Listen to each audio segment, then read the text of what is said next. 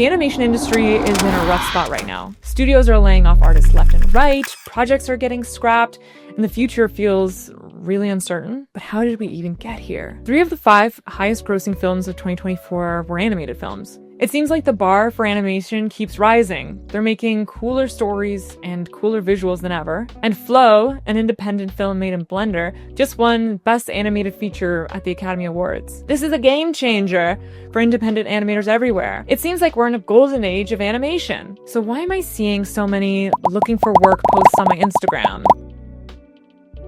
To understand how we got here, let's take a look at 2020. The pandemic. Streaming platforms were booming. Everyone was stuck at home and binging shows, and animation became huge. And animation thrived because it could be made remotely.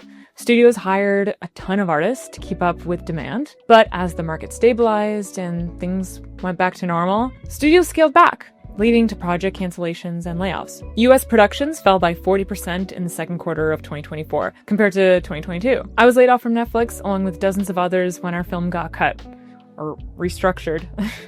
Turns out streaming doesn't bring in as much money as the theaters. How does a subscription translate to revenue per movie versus like a $15 movie ticket? Make it make sense. So as budgets got tighter, the first thing studios did was cut costs, starting with the animation teams. And that led to massive layoffs. Netflix cut a third of its animation division, Disney laid off 20% of Pixar staff, and other big names like Warner Brothers and DreamWorks followed. The Animation Guild reported that about 1/3 of its animation workforce experienced layoffs over the past year. And by 2023, both writers and actors went on strike, and Hollywood's production stopped, leading to another decline of employment opportunities and even more project cancellations. So that's what happened. Studios ramped up hiring during the pandemic, and then realized it's not sustainable. So to cut costs, a lot of studios have been outsourcing animation. They send work to countries where labor is cheaper. Disney opened up a studio in Vancouver to take advantage of the tax breaks, and DreamWorks shifted a lot of its work overseas. These places often have weaker labor production, like during Spider-Verse, famously, over 100 animators quit over brutal working conditions.